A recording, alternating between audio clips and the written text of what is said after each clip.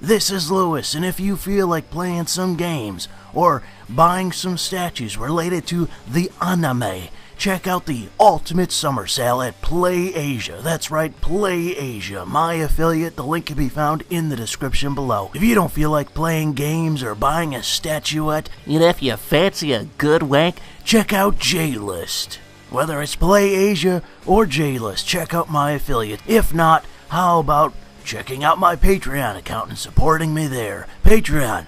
We haven't fucked up in a while, we swear. All the links, as always, are in the description.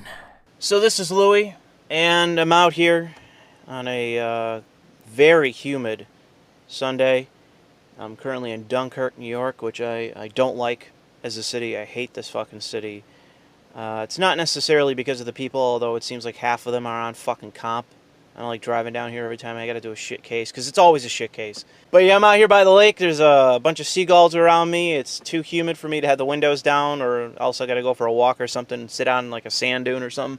But I wanted to talk a little bit about John McCain and neoconservatism. I don't really want to go on like a really long-winded explanation of neoconservatism, but it's something that I should spend a lot more time reading about, because on paper and in original intent, I can say that neoconservatism in terms of foreign policy and economics made a lot of sense. It's one of the real hang-ups that the left has, in that the left doesn't actually have a foreign policy, as far as I can tell. Something that is like or is opposite to neoconservatives in terms of their foreign policy strategy, what it once was. They never had any answer to it, as far as I can tell, and still don't. But the original intention of neoconservative policy, foreign policy, grew out of the Eisenhower administration and conservative thought out of the Eisenhower administration in terms of two factors. One is the containment of communism, and two was the understanding that foreign policy at that point had changed in such a way that we had moved from what the world has always been, or always was at that point, which was multipolar, where you have many, many powers of equal strength or similar strength, to bipolar, which was the Soviet Union as a superpower and the United States as a superpower, and those two powers battling against one another and no other nation coming close to them in terms of strength. After the Second World War, every power that once was, Spain, France, the UK, Japan, every single power that once was now fucking dead. They were dead in the water. There were no other powers even comparable to the United States and the Soviet Union in terms of every kind of strength. You had economic strength, cultural strength, diplomatic strength, and military strength. Those are the four factors of hegemony. And in terms of the world in the 50s, those were the two clear powers, and there was no one else contesting them. And our military strategists and our thought leaders at the time understood that for the sake of the world, we had to win, and we did a lot of evil in the name of that. And I won't get into it, because I'll spend all day fucking talking about the evil we have done. But we did a lot of evil for the sake of containing communism and the eventual idea that we would beat the Soviet Union and we would be the only superpower left in the world, in which the world would move from a multipolar axis to a unipolar axis, which is where we are currently, where the United States is the hegemon of the world. There is no other nation on this planet that can contest us in those four factors: military, economic, diplomacy, and cultural. The problem is now, in my opinion, that neoconservative foreign policy and neoconservatism in terms of an ideology has gotten corrupted in its entirety, lazy, and no longer understands what its purpose is.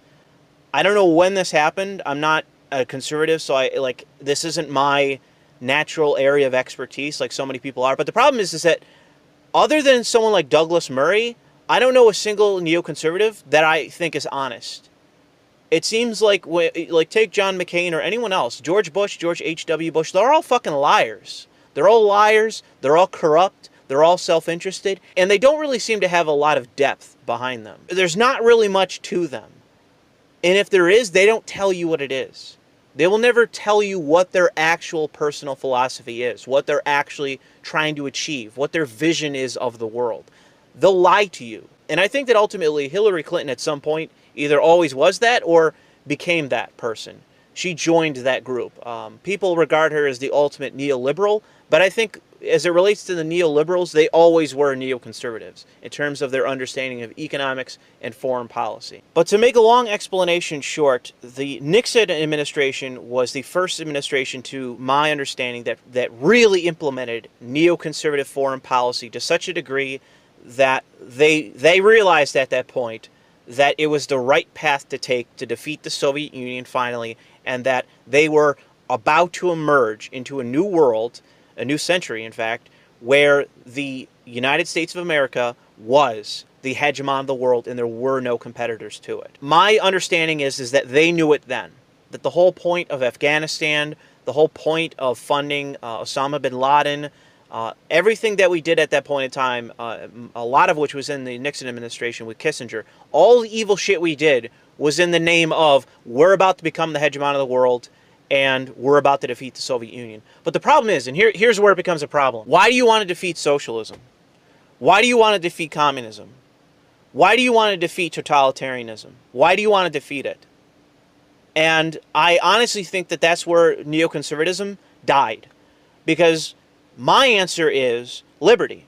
My answer is freedom of speech, freedom of thought, freedom of expression in terms of art, freedom to defend yourself against tyranny, the ability to own firearms, and every other liberty, freedom from government surveillance and unwarranted surveillance, of which we currently have a problem with the United States. And I want those laws and all that, those programs to be brought to the Supreme Court and challenged, ultimately, because I am a hardcore and ardent civil libertarian.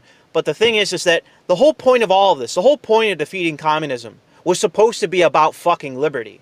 It was about being the better nation, not just in terms of strength, but in ideology. This is the issue with the neoconservatives. I think they abandoned that entirely. Like, the only fucking thing neoconservatives and nowadays give a shit about is economics.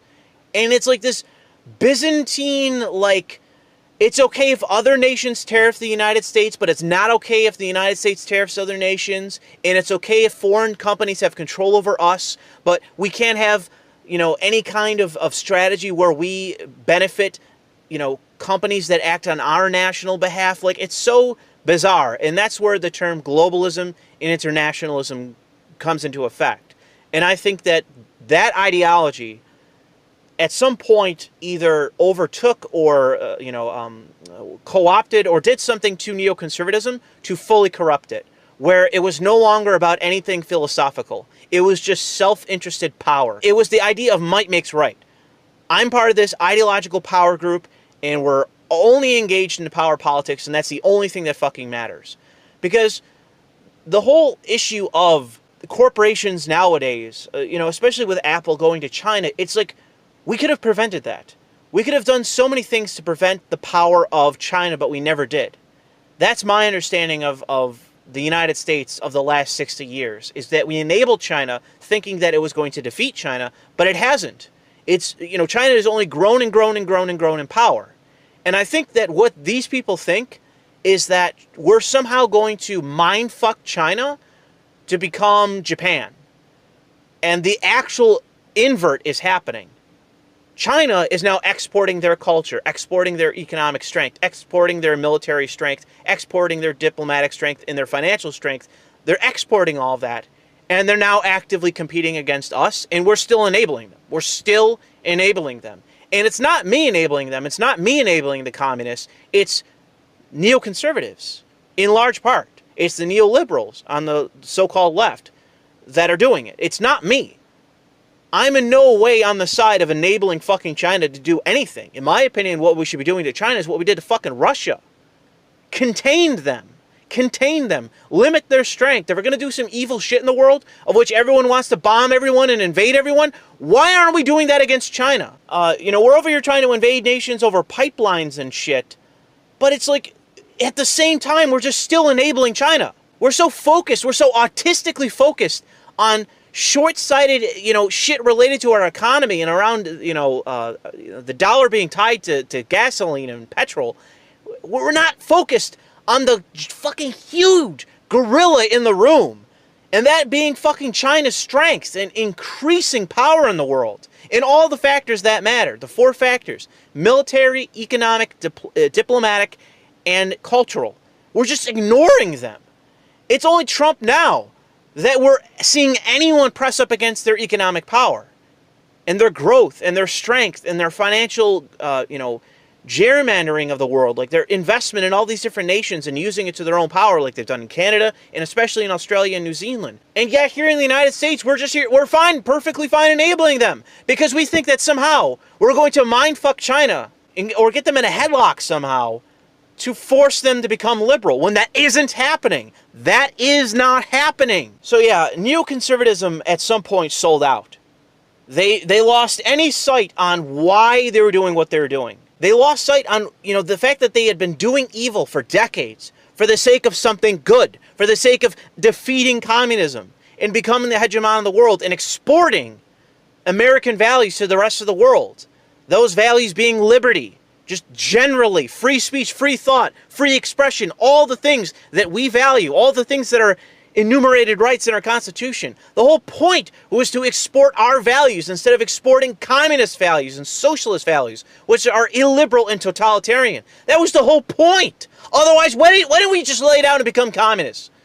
Why didn't we just become communists if that wasn't the fucking point? But for whatever reason, half the goddamn right in this country are those people, sellouts. Sellouts to the United States, sellouts in favor of the Communist Party in China. They don't give a goddamn about the liberty of anyone, including American citizens. They don't even think American citizens are an even issue. Like, they're in favor of non-citizens somehow having rights or somehow being legitimate in comparison to American-born citizens or just citizens generally. They don't see that as an issue. They've completely lost their frame of reference for, what they're supposed to believe.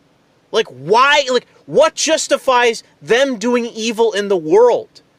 The whole purpose of what we did and all the bodies, all the blood that was spilled, the whole purpose of it was defeating totalitarianism. That was the whole point. And that's the whole thing with John McCain. John McCain was a genocidal lunatic. He was a fucking sellout. I don't give a shit that he got tortured in fucking Vietnam. I don't care. That doesn't justify that he was a fucking lunatic sellout. There wasn't a single war that he wasn't fully invested in, that he didn't want us to go in the next day, whether it was Iran or Iraq or Afghanistan or Libya or, what's the one I'm fucking forgetting? Syria, that was it. And there's more than that, too. Somalia, I'm pretty sure he was a big cheerleader for. There wasn't a single war that he didn't want us in. He didn't give two shits that we killed all these different civilians in all these different nations in the quest of what? What was the purpose of it all? It didn't help our position in the world. I know there's an argument about Syria and whatever the fuck else in our relationship with Saudi Arabia, but right now, we have a gas boom. We have a fossil fuel boom in the United States right now. With the whole fracking issue, we're now exporting these things. And yet we're still out there, saying that we're going to take down Bashar al-Assad because, oh man, it's a humanitarian thing. No, it's about gas. It's about pipelines. It's about American power in the world. But the problem is, what culture are we exporting? What are we exporting to the world now? What are our values in this world? You see nations all across the world, including many in Europe, who are falling to socialism and to totalitarian politics, and we're not doing a single fucking thing to prevent that. The values we should be exporting to the world, the culture that we should be exporting to the world, should be of liberty, freedom, and we're not doing that anymore. We're not doing that. In my opinion, one of the main reasons why we're not beating China isn't just economic, even though it was up until the Trump administration threw all that shit to the side and started throwing around our weight as a nation as we should have been the whole fucking time. And diplomatic with North Korea, but in my opinion, that was their advantage. They were flipping, and they realized that it was no longer advantageous to them to defend North Korea and prop them up, so they flipped on North Korea. In terms of culture, though, in my honest opinion, we're losing. We're losing to China. If you look at Australia, you look at Japan, you look at Canada, you look at a bunch of other nations in this world, including, I think, Russia. If you look at all these different nations in the world, we're losing them. We're losing them culturally. And it's to the fucking Chinese. And it's amazing to me that in the United States right now, we got socialists being elected here and socialists being elected there. And in Canada, the same thing. In the UK, the same thing. You got Jeremy Corbyn sleepwalking his way into being the prime minister. We're losing to the fucking communists here. We're losing to them. And you know why? It's because the fucking conservatives laid down. They sold the fuck out in the name of some utopian delusion where they're going to be in power forever, but exported no values to anybody. Somehow thinking that economics was going to save the fucking world. And no, I'm sorry, cheap consumerism isn't a value system. It's not a vision for the fucking world. Cheap consumerism is found in places including like China. You have cheap consumerism there. And guess what? It doesn't make them any less fucking collectivist and totalitarian. Economic artists can get fucking catapulted into the sea for all I care. Chuck them into Lake Erie. Catapult them in. Economic artists are useless. They have no values outside of whatever directly benefits them. Fuck them. Economists are ultimately useless as it relates to hegemony in the world. The only time that they're useful is when they're in the foreground, where somebody who holds power and has an actual vision for the world says to them, okay, here's what I want to see implemented. Tell me how I do it. What's the best way that I can see what I want achieved? And then they can give you the fucking bean counter, big head, egghead answer to it. And you could still fucking ignore them, just like Trump has done. Trump has just ignored all the economists in the fucking world, bitching at mass about the fact that we're using tariffs and winning in a trade war because of it. We're winning a trade war right now, despite the fact that every egghead in the world is saying that we're wrong in doing so. Our economy is currently doing decent, despite that. As far as I can tell, all the numbers are up. I keep seeing things about the stock market and job growth and unemployment. They're all seemingly good. I'd like to see more about wages improving. I haven't seen much about that. But as far as I can tell, despite the fact that we are waging a trade war and we are implementing tariffs and we are suffering because of that, it doesn't matter. We're still doing fine. And China is fucking suffering. The EU is suffering. All the nations we're waging this war against are suffering. We're suffering to some degree, but we're still doing great in comparison. And so we should be doing it. Why? Containment. We should be containing the fucking Chinese, because they are the first and only true competitor currently to the United States in our hegemony in the world. That is the justification for why we should be waging this war. I don't give a fuck if some egghead cocksuckers living in Manhattan have to suffer. Their stocks go down a little bit. Their investments in fucking China go down a little bit, because that's the thing. If you look at Apple and all these companies, they're shipping all of their money, all their investments to fucking China. They have a vested interest in the success of China economically. And the success of China economically is the success of them as a nation. It is their success as a burgeoning hegemonic power. And I'm not on board with that shit. I don't give a shit. If I became a billionaire tomorrow over it, I don't care. I don't want to see their nation grow another iota in power in this world. I want to see them diminished, demoralized, disillusioned, and hindered from ever even having the idea that they're going to compete against the United States. It should be something. It would be like the Japanese thinking that they're going to contend with us militarily or diplomatically. Even though they try, they like to pretend as though, that's the whole thing with Abe, thinking like, oh, my name's Shinzo Abe and I'm a nationalist. When no, he's just another internationalist. He's just fooling his own stupid citizens who think that electing him is going to get Japan anywhere. No, he's going to sell you out, just like the internationalists in our nation sold us out. John McCain is directly responsible for the genocide of thousands, tens of thousands, hundreds of thousands. Who fucking knows how many people died because of his fucking cheerleading for wars over fucking nothing? For nothing. In the name of nothing but defense contractors getting some more money and politicians getting kickbacks. As far as I can tell, that's the whole fucking charade. That's the whole deal. There's nothing more to it than that, because we're not exporting any real values anymore. We're not exporting the idea of true liberty in the world. We're exporting fucking social justice and fucking socialism and hate speech laws and curtailment of liberties. We have anti-civil liberties activists running amok all throughout our fucking nation. And we just turn a blind eye to it, as if though, that a decent portion of our own population hasn't gone off the fucking deep end. No, we need to get back on track. We need to refocus on the fact that we are the true exporter in the world of liberty, of liberal principles. Not just fucking horseshit economics. It can't be just that. It has to be standing in the name of something.